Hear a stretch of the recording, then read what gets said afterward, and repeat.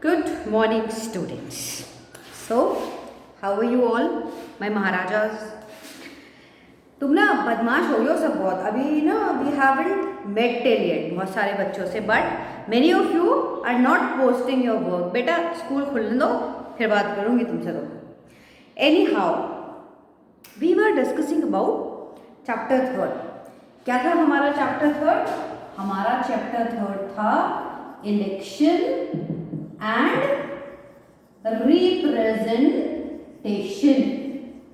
So what we have done till yet, we have discussed about what is election, types of election, which form we are using in India, FTP, PR system, universal identifranchising. We have already gone through all these things. Today we will be talking about the most important thing जो कि ज़रूरी है किसके लिए, the most important thing for conducting election, that is election commission of India. Election commission of India क्या है? It is an independent body.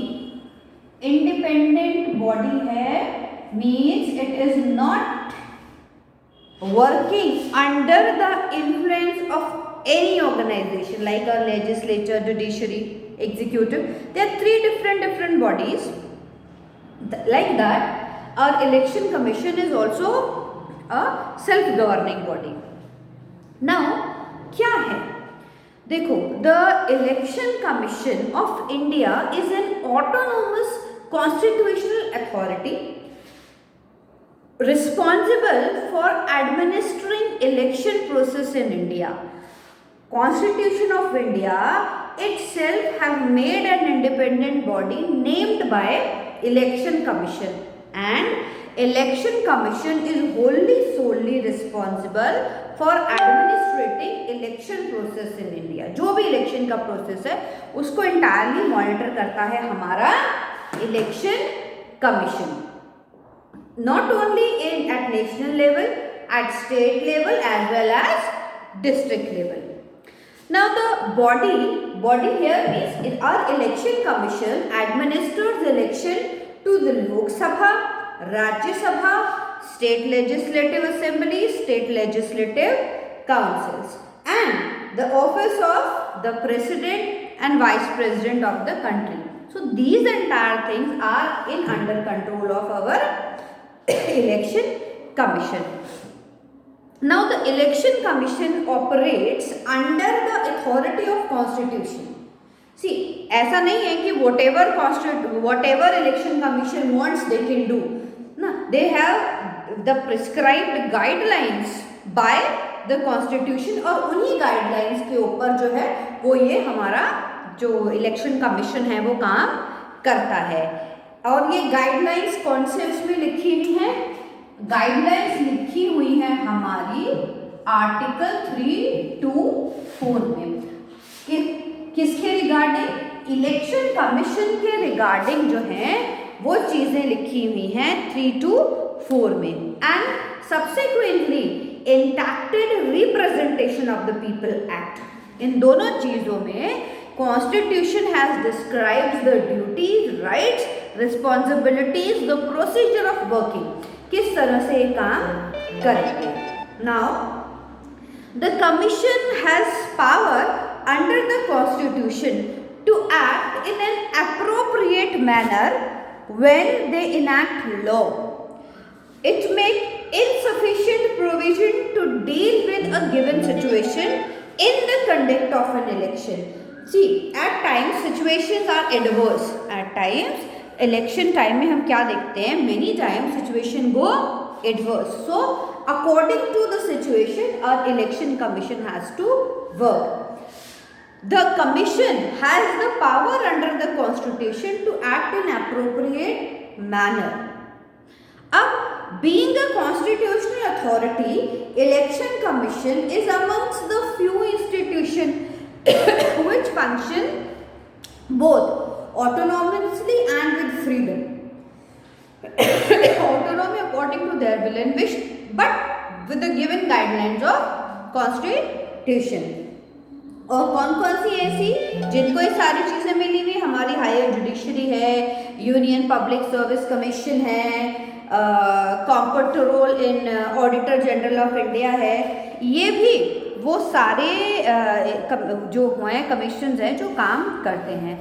अब हम बात करते हैं कि हमारा जो इलेक्शन कमीशन है when it was being form, कब बना था हमारा इलेक्शन कमीशन, फॉर्म कब हुआ, कब बना था ये?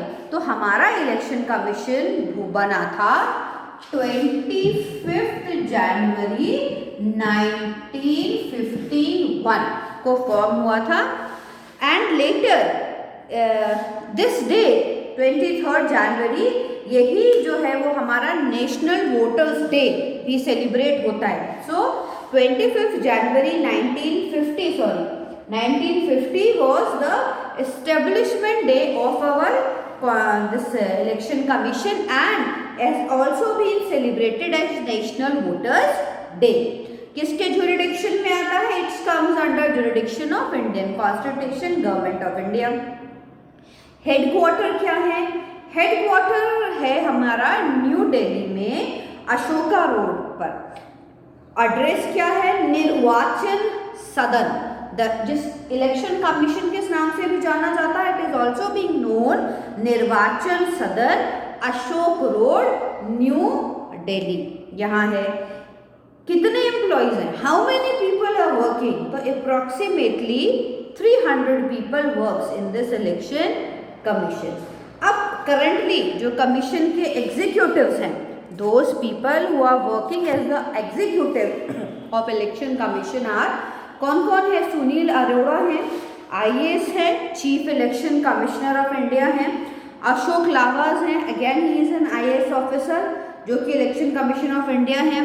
सुनील चंद्रा जो कि आरआईएस हैं, आईटी डिवीजन के इलेक्शन कमीशन ऑफ इंडिया हैं। So this is these currently these three people, they are holding up the responsibility.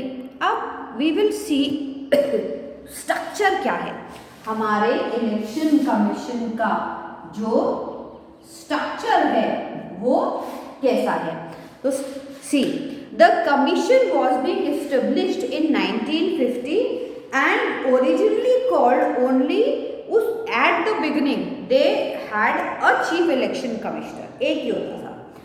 2 additional commissioners were appointed to the commission for the first time. अभी हमने देखा कि there are 3 election commissioners. So initially starting phase में एक ही था। 2 कब से जुड़े? 16 अक्टूबर 1989 थे, on the evening of the 1989 general election. But they had a very short tenure ending on 1st January 1990. The Election Commissioner Amendment Act 1989 आया।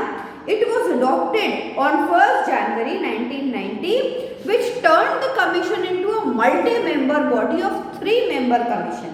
Now, 3-member commission had been in operation since then, and the decision by the commissions are made by a majority vote. तो तब से हम देखते हैं, जब से हमारा इलेक्शन कमिश्नर अमेंडमेंट बिल आया, तब से जितने भी डिसीजंस हैं कलेक्टिवली ये तीनों जो है वो उन इलेक्शंस को, उन डिसीजंस को लेते हैं।